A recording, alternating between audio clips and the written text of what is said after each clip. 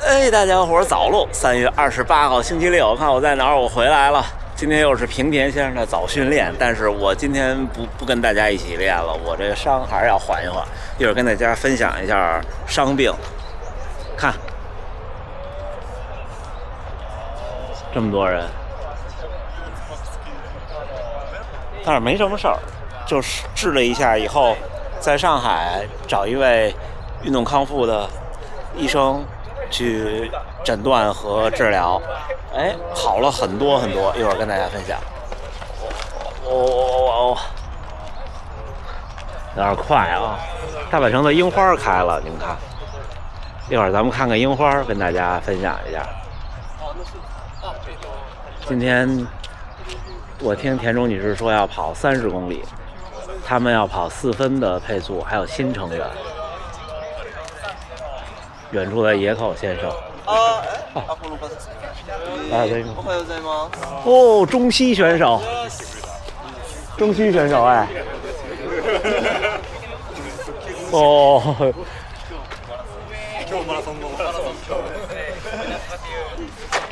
すごい贅沢な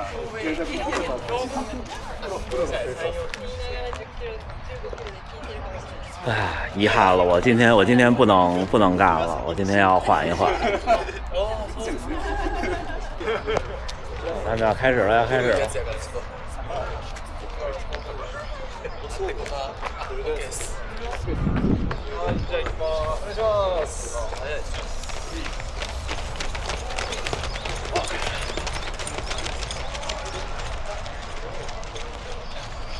4分配速，应该差不多30吧。本来藤冈先生说要跑42的，但是他昨天晚上有点事情。第二组，战斗！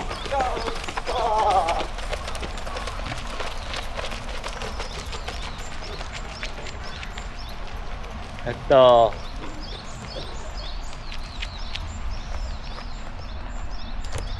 ！Thank you。战斗！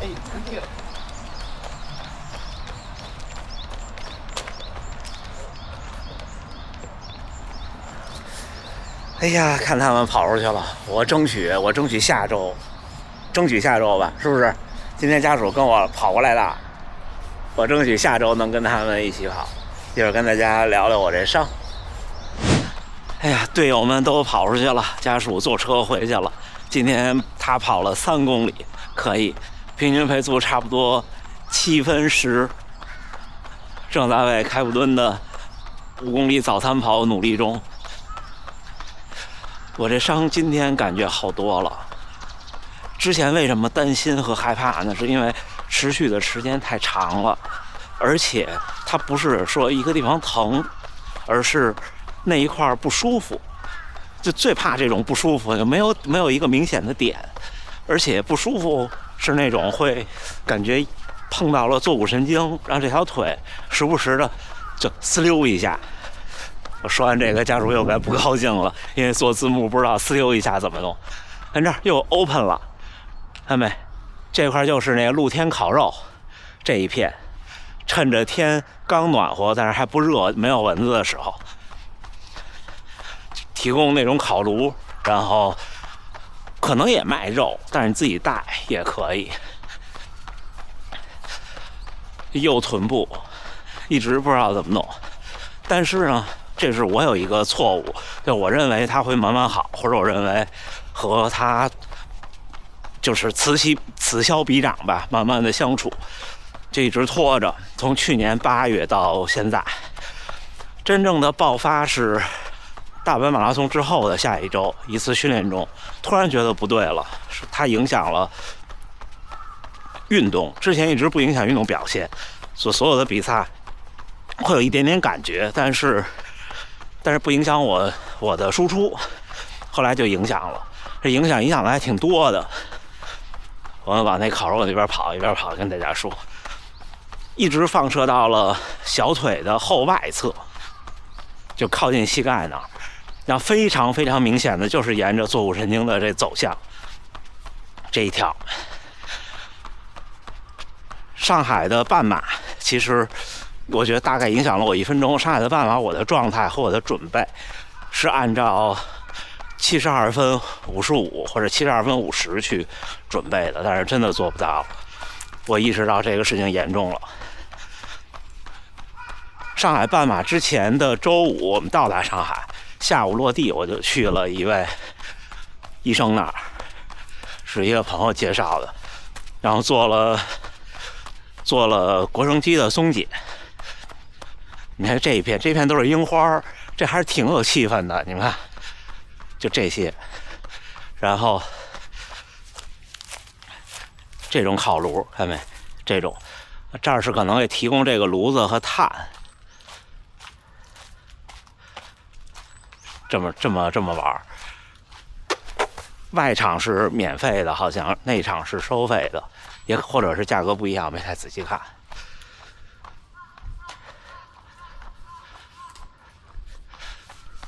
松紧完腘绳肌其实效果不是很明显，不过大夫说的对，就是因为腘绳肌被牵拉，但是因为什么被牵拉不知道。这还有一个拍照的镜子，看，这是一个 ins 的框框，看到没？哎，这个有点意思啊，来一张。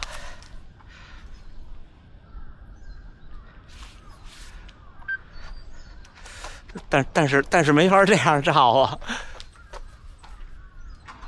这样照是不是可以？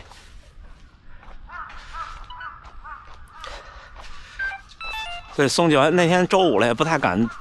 大治，因为怕治完以后影响运动表现。幸亏没有大治，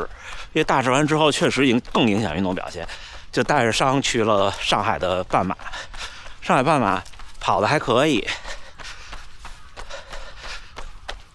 就是他的这个伤的上限其实也很低，不对，很高，说错了，就是影响很低，运动表现还能很高，但是影响了差不多一分钟吧，就这样，最后跑73分55。之后的武汉全马就有点严重，因为就神经敏感，就是你这地方受伤根本的原因是某个地方的肌肉或者肌腱出了问题。造成对神经有刺激和牵拉卡压，这样的话，你越动它，神经在这条本来应该是顺畅的通路里滑动不畅，神经就有可能会有敏感或者轻微的水肿，一周恢复不过来。在武汉全马的赛场上呢，到了10来公里，就明显觉得这个地方不舒服。你说能发力吗？也能发力，就是不舒服，不太敢了，有点害怕。我甚至10多公里的时候想过退赛的，后来就慢慢混到了终点，所以后边才那么狼狈。就你的发力变了，你刻意的在调整的时候，你就更累。而且马拉松跑到我这个成绩，大家应该也有感受，就是你越故意慢跑，故意放慢越累。之后就在上海有治了2次，是另外一个地方。第一次是，第一次是我想想啊，都是从武汉回来。对，第一次去医生诊断说大概率是臀大肌的止点或者腘绳肌的起点有问题，然后做了1次冲击波，先试一试。做完以后，当时就一下床，觉得一下子好了。但是第2天、第3天就不行，连着2天都不行，特别不行，就不行到觉得那一块儿，因为可能它就应该就是冲击波把粘连的，就轻微的粘连给打散了，就觉得酸，觉得胀。然后紧接着就是周3去李宁在卢湾的那个拉爆挑战赛，那天那个6公里其实还好，就是伤发作。但是发作的和上海半马的感受差不多，而且我也刻意稍微收着了一点，最后那6公里跑3分29，那还没有半马快，所以对我来说还好。然后走之前就是前天周4，又去了那家康复的机构，然后这一次有更明确的诊断。一开始医生说我们排查一下腰，因为他知道我照了 X 光，虽然没有核磁啊，腰椎是没有问题的，但是他还是检查了一下，说你这腰其实正常，40岁的常年坐着工作的人，两边有一点点不一样，问题不大。然后试了试，用那个冲击波刺激对应的神经的点，不会引起我这个伤，所以排除了腰。然后之后进一步就看那次的处理和这次新的处理，然后他又发现说我的膝关节后侧靠外的那个地方，在就是手枕，就用手摁的，会感觉有轻微的水肿，而且我的体感也是那一块会非常非常的酸疼，它一摁跟左腿比，那基本确定就是100%是坐骨神经这一根的问题，然后再结合让我做一些动作和手按，最后确定差不多就是腘绳肌的起点坐骨结节那个地方有肌腱的问题。那次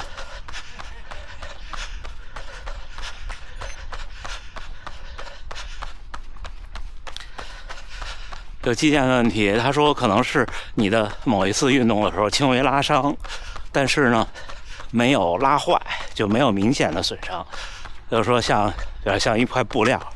或者你穿袜子那种弹性的，你有某一次你突然或者压缩裤吧，嘎啦一声，觉得里边线断了，但是它没有影响这个面料，就断了几根儿。但是你想到一定强度的时候，它就不够了，导致这块肌肉越来越紧张，然后有水肿，有发炎，然后就又松解就是坐骨结节下边。最狠的是他问我怕不怕扎，我说不怕，他拿了一根针扎进去，就挑拨了几下，那特别酸爽的感觉。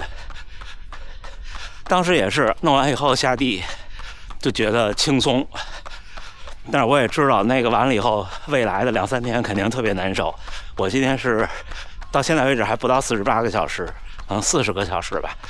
就觉得右臀部这一块酸酸胀胀的，就觉得那种无力感。但是好消息是什么呢？之前一直伴随的那种麻的感觉完全没有了。就之前有的时候弄不好就跟过电似的，这半年就是那个神经被刺激了一下，就说明它松解开了，只不过是因为那个治疗，那天还用了超声，还有这个针才造成的炎症反应，再缓2天应该会好一些。医生说的我也觉得很中肯，因为毕竟是运动康复的医生。然后他又说强度课还是要跑的，但是呢留一点点力。我说那为什么会越跑越重嘛？他说不会，他说你控制好这一点点力的时候，就像我们拔罐子一样，拔罐子原理就是破坏，轻微的破坏，然后让组织更好，就更快的修复。因为人身体是一种就很趋利避害的，而且人是很会修复的。为什么陈旧性的劳损不容易好？是因为它跟身体共处了，身体会不去修复的，而轻微的让它再打破就会好一些。他们跑回来了，慢一点，别在这弯撞上他们。所以他说等你这次缓过来以后，可以慢慢的加一加强度。来到麦子来到，